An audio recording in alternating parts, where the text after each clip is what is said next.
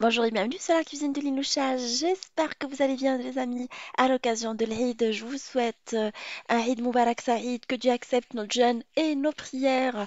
Merci pour vos messages et merci pour tous vos encouragements pendant la fête, ou plutôt durant tout le Ramadan. Ça m'a fait vraiment plaisir de partager avec vous les menus du Ramadan que j'ai réalisés pour ma famille. Et aujourd'hui, je partage avec vous un nouveau menu de l'Aïd. Découvrons le menu ensemble. Je partage avec vous le menu du repas de l'Aïd el-Fitr. Alors le matin, on va chez ma belle-maman. Du coup, j'ai pas préparé le petit-déj. J'ai juste emporté les gâteaux qu'on a réalisés ensemble que j'avais partagé avec vous. Alors, je commence le menu du repas du midi avec une salade de fraîcheur aux saveurs marines.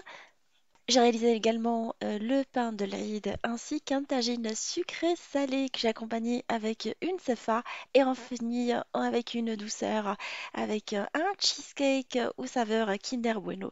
Découvrons le menu ensemble. Je commence par la réalisation du pain qui prend un tout petit peu plus de temps par rapport au reste.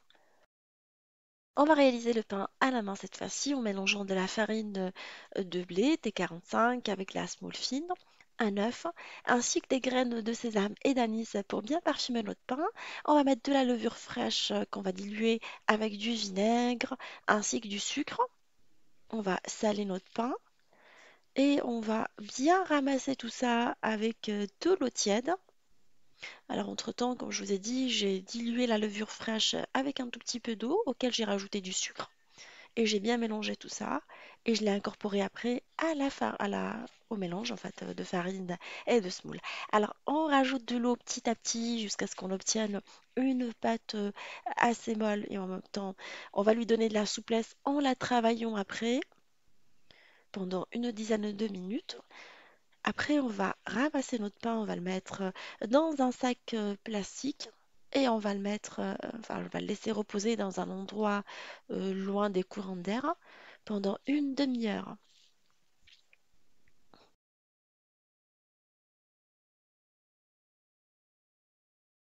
C'est ce qui va garantir un pain assez moelleux. Après le repos de notre pâte, on va la sortir du sac plastique et on va la réduire en boules. Et on va venir l'aplatir à l'aide du rouleau à pâtisserie. J'ai mis un tout petit peu de farine avant. Excusez-moi, cette partie-là n'a pas été filmée. Je vous laisserai le lien de comment je réalise le pain, comment je le dégaze après. J'ai laissé mon pain sur une épaisseur d'1,5 cm. Alors ça dépend de comment vous aimez les pains. Moi je l'aime pas trop épais, alors ça dépend des familles. Et je l'ai mise dans une plaque à l'enfour avec du papier cuisson. J'ai mélangé dans un petit contenant du lait auquel j'ai rajouté un jaune d'œuf et on a mis également du Nescafé en fait, du café instantané, je vais y arriver. Et là, je vais venir à badigeonner mon pain avec ce mélange. C'est ce qui va lui donner une jolie dorure. Et là, on va le décorer. Alors, je vais prendre un emporte-pièce rond que je vais passer dans le mélange œuf et lait. Et après, on va venir le plonger dans les graines. Alors, mettez les graines que vous voulez. Alors, j'ai pris un mélange de graines de sésame et de pavot et je le mets au milieu. Comme ça va venir marquer le pain. Faites-le à plusieurs reprises pour avoir vraiment l'emporte-pièce qui va marquer. À l'aide d'une petite spatule, je vais venir former des pétales d'une fleur. Alors, je vais venir marquer ainsi. Après, à l'aide d'un couteau lisse, je vais venir par la suite vraiment bien dessiner les pétales. On va saupoudrer le milieu avec les graines, le mélange de graines de sésame et de pavot, et on va marquer les contours de la fleur avec le mélange de graines. Je vais couvrir mon pain et le laisser lever à nouveau pendant une trentaine de minutes supplémentaires. Une fois levé, on va le faire cuire dans un four préchauffé à 180 pendant 20 à 30 minutes en surveillant la cuisson. Et voilà, mon pain est maintenant prêt. Je l'ai laissé au four jusqu'à ce qu'il a pris la coloration désirée. On va le ranger le temps de passer à table.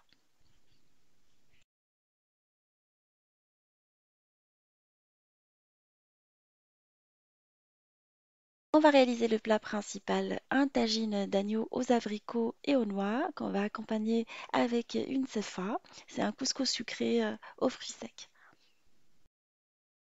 Et je vais venir épicer des morceaux d'agneau. Alors prenez les morceaux de votre choix. Alors j'ai pris des morceaux variés, des d'épaule d'agneau découpés. Et on va épicer avec du gingembre, de ras el hanout, du curcuma, des pistils de safran, du sel et du poivre. Et on va venir vraiment bien incorporer tout ça avec un tout petit peu d'eau. Vous pouvez le laisser mariner la veille pour le lendemain si vous souhaitez.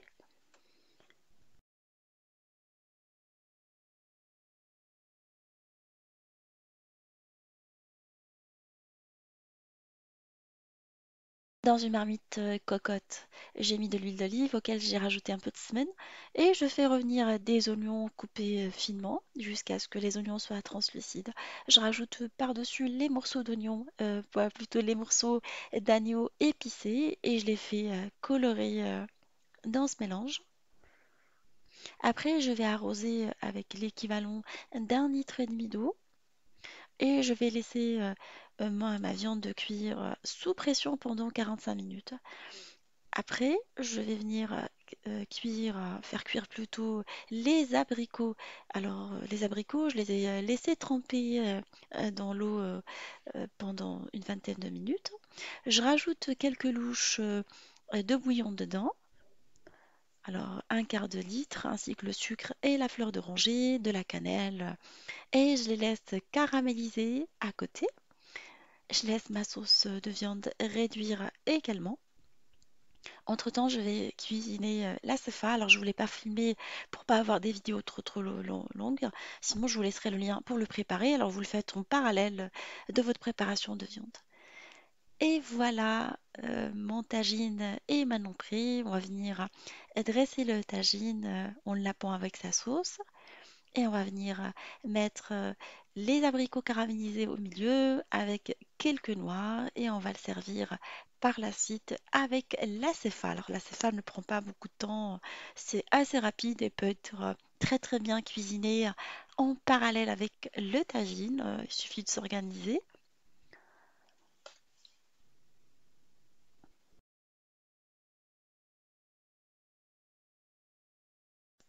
On va réaliser également un cheesecake Kinder Bueno. Alors, je vous conseille également de le préparer la veille.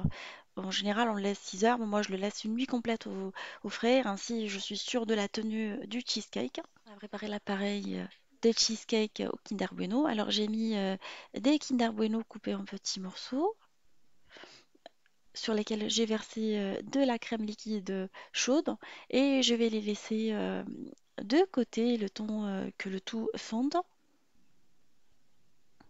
Je vais incorporer au mélange que j'ai laissé au frais du fromage frais. Alors j'ai pris du fromage Philadelphia et je vais venir battre tout ça à l'aide du batteur électrique jusqu'à ce qu'on ait vraiment une crème bien onctueuse. On va mettre quelques pépites de chocolat ou des chocolats vermicelles pour apporter du contraste. La crème étant un peu couleur claire, beige clair, hein, je trouve que le chocolat va vraiment contraster les couleurs. On mélange à l'aide d'une maryse et on laisse notre appareil de côté au frais, le temps de préparer la croûte cheesecake. J'ai mis quelques biscuits dans un sac plastique et je vais venir les écraser à l'aide du rouleau à pâtisserie. Alors j'ai pris du biscuit spéculoos, sinon vous pouvez mettre des petits beurres. On va venir incorporer quelques pétales de céréales à notre mélange. Ça apporte ce côté crunchy à la croûte, je trouve. On va verser dessus du chocolat fondu au bain-marie et on va mélanger notre appareil, ou plutôt cette fois-ci notre croûte. On va la transvaser par la suite dans un cadre pâtissier, directement dans l'assiette de présentation. On va venir la tasser. On commence avec la maryse et on finit avec la cuillère pour avoir une surface assez lisse.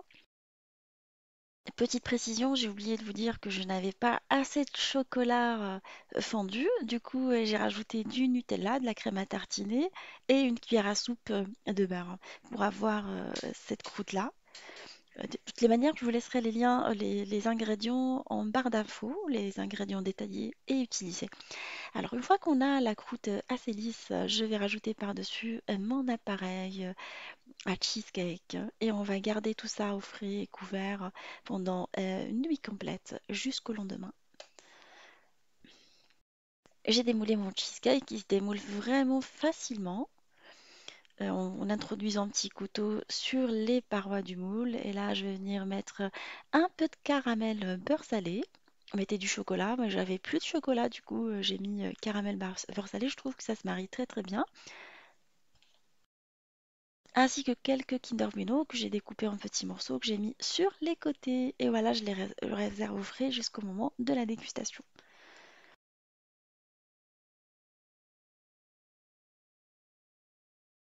Là, on va passer à la réalisation de la salade composée de riz et à la macédoine. En général, je prépare la salade à la dernière minute, euh, une heure avant de passer à table. Pour la réalisation de la macédoine de légumes maison, j'ai fait cuire des carottes, des navets, des petits pois, ainsi que des pommes de terre et des haricots verts à la vapeur. Et là, je vais les découper en petits morceaux une fois que je les cuites. On va les assaisonner par la suite avec une sauce crudité maison. Je vous laisserai les ingrédients de ma sauce crudité ainsi qu'une mayonnaise maison. On a déjà eu l'occasion de la réaliser. Voilà, je vais mélanger tout ça avec la mayonnaise et la sauce crudité et je laisse le tout de côté le temps de dresser la salade.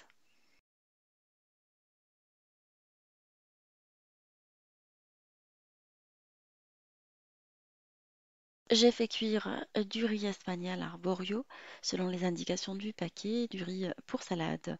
Je l'ai écouté, je l'ai laissé refroidir et là je lui ai incorporé du maïs en boîte ainsi que du thon en boîte. Alors j'ai pris du thon à l'huile, c'est mon préféré. Je trouve qu'il se marie très très bien avec ce type de salade. Je vais l'assaisonner avec la sauce crudité ainsi que de la mayonnaise. Un peu de sel, un peu de poivre.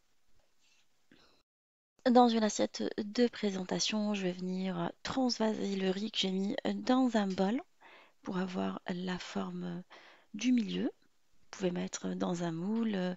Moi, je l'ai fait vraiment dans la précipitation parce qu'il fallait qu'on passe à table et mon mari avait invité des amis à lui.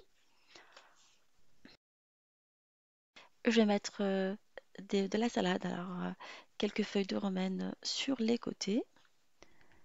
On va mettre par-dessus les feuilles de romaine de la macédoine.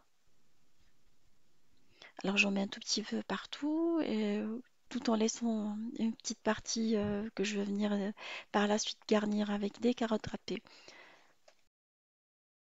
Et les carottes, je les râpe à l'aide d'un robot KitchenAid. Alors j'ai un robot culinaire qui me permet de les avoir cette forme-là. C'est des accessoires que j'ai achetés en plus. Je les ai assaisonnés avec la sauce crudité et un peu de ciboulette tout simplement. On met quelques tomates cerises découpées pour décorer. Des radis, vous pouvez mettre ce que vous avez à la maison et ce que vous aimez comme ingrédient, comme crudité.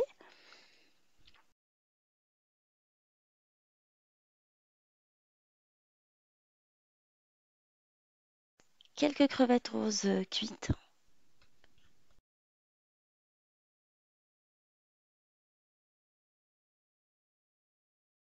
ainsi que des bâtons de surimi pour rester dans cette touche un peu marine.